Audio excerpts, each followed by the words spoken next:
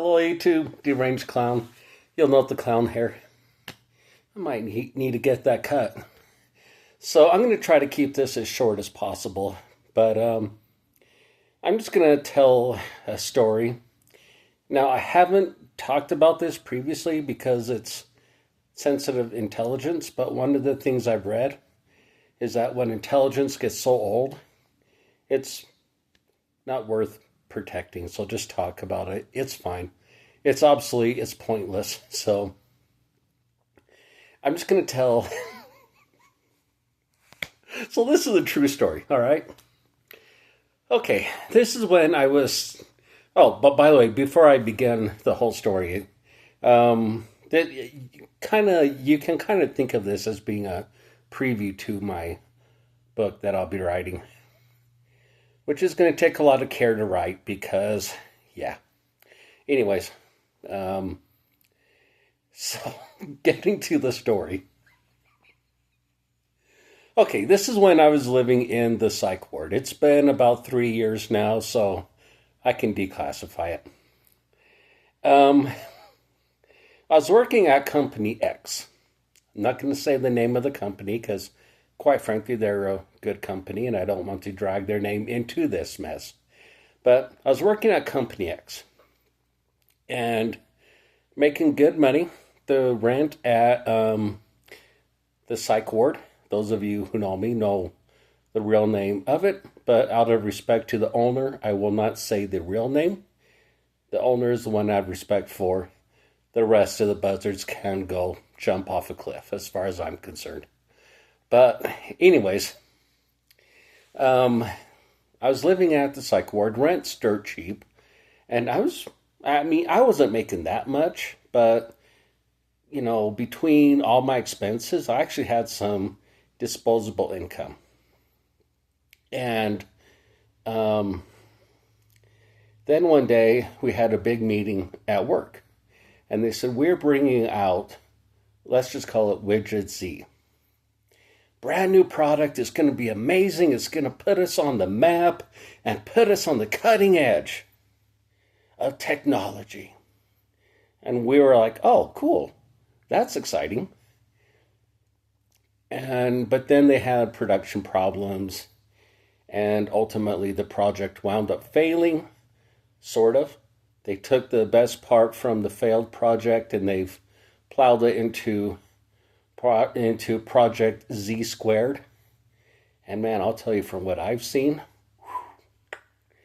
that follow-up product, oh yeah, it's a good one. But anyways, getting back to the story here. So when the costs of getting this new Widget Z, started to get too high, suddenly they started saying, hey, do you want to take your PTO and go home early? And, oh yeah, well, you have vacation and some paid time off. And gee, if you really want to go home, if you don't feel like working, you're welcome to go home. So then word got out that the company struggled financially because of this project. And we were all worried at the factory. We were like, well, the product's not doing well. We heard the rumors and we were just like, great. And I had approached landlord L, or we can call him landlord D, and I said to him, look, you know what? Things are not quite right at the place where I was working at the time, and I don't know if I can get rent paid on time. And he said, well, we'll just see. Well, as luck had it, I did get enough hours to pay the rent on time, which was awesome. So I went there, paid it, and instead of paying rent 2 weeks early or a week before it was due, I got it paid on the day it was due. So good stuff, right? So I got that taken care of, and I went up to my room. That's when I was staying on the second floor. And I just thought to myself, I'm going to have a little fun with this. Now, I believe Chucklehead was, I'll have to look at my notes, but I believe Chucklehead was in the room next to me. He liked taking notes about things that he heard. So I did this fake phone call. And before I even get into the fake phone call, just bear with me. Here's some context. In the 80s, cute girls, us guys, we had names for them. If a girl was a fox, she was cute. If she was really cute, like stop traffic cold, gorgeous, we called her a Betty. Betty from the Archie and Jughead comics. Betty, I don't know, I forget the last name. But just a really cute girl. So we took that from the comics and we applied that to really cute girls. So we'd be like, oh, look, there's a real Betty. Which is like, wow, she's gorgeous. What a gorgeous girl. And then there was also, I believe, in the 80s, I think we had it, The Legend of Zelda. 80s, 90s, 2000s. I'm not sure. I don't do video games. But anyways, so just bear that in mind as I continue my story. So I decided I would do this fake call. And I thought, because I do have a creative writing background, it was all impromptu. And I went into my room in the psych ward, second floor, and I knew that Chucklehead would be taking notes on the other side of the wall. And I thought, I'm going to have a little fun. So I did this fake call. I don't think I even held the phone up to my head at this point. And I was like, Betty, listen, I'm sorry I cheated on you, Betty, but Zilda was just too attractive. And I know, but I helped you pay your rent. I made up a number. I think it's like $500. But I just need to pay the rent. Look, I'll take 50 cents on the dollar to pay the rent. I really need to pay the rent. And it was fun at first. And it was just like a creative writing exercise is what it was. And it was just like me writing some absurd stuff that I've been known to write in the past. Just pure foppery and absurdity.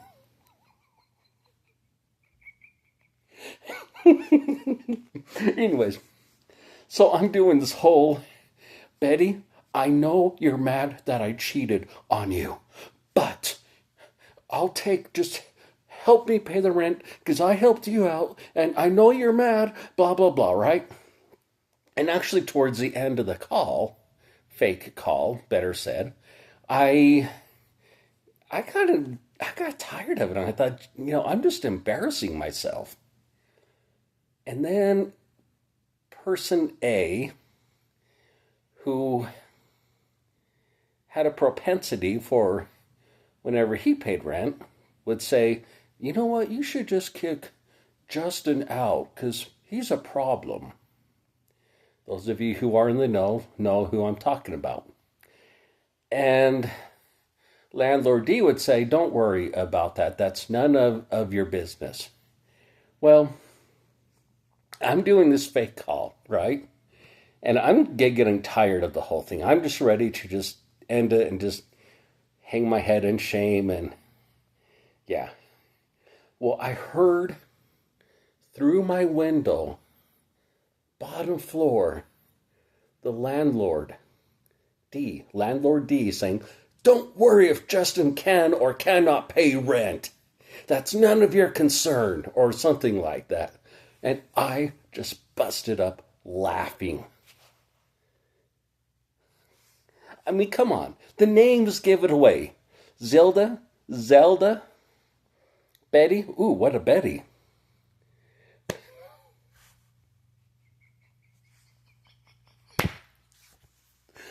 And the saddest thing of the whole thing is that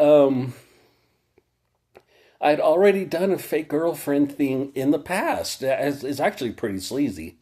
But I'll address that really quickly, too. The people in the psych ward, although that they're sleazy themselves, too many of them are rather sleazy, they had an attitude that I was a sleaze. And one of the things I learned in a deception operation is it's easier to convince someone of something that they already want to believe than something that they don't want to believe. So I thought, okay, well, if I can convince them that I'm a sleaze, which they're already convinced of, because although they're pretty disgusting people, should have been in jail for some of the stuff that they did. But if I can play off that sleaziness, I can fool them. And it worked. And I honestly, when I started that very first deception operation, when I got the feedback intel, unfiltered, that they bought into it, I was just like, wow. I honestly thought it would fail, but it didn't. And so here I am. Let me see, this is one second round of the same ruse. And they fell for it again. I mean,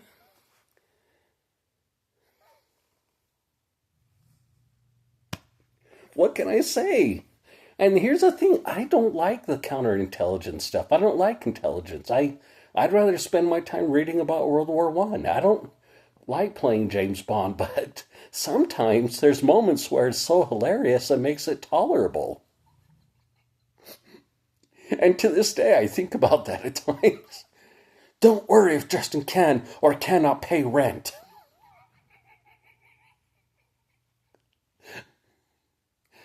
Oh, but that's just that's just a preview for the book that I'll be writing. So, if you have comments, oh yeah, I just want to end really quick with this. Some of you may have noticed when I do these videos that it's moderated very heavily. I do that because there's members of my overly optimistic fan club who are rather hateful and spiteful, and I filter out hateful crap. So, but if it's legitimate, even if it's critical of me, please tell me. Let me know. I welcome an honest, well thought out debate about whatever you want to do with the debate. Okay, but I just don't want to have to deal with hateful comments. So, anyways, okay. Have a great day. Bye.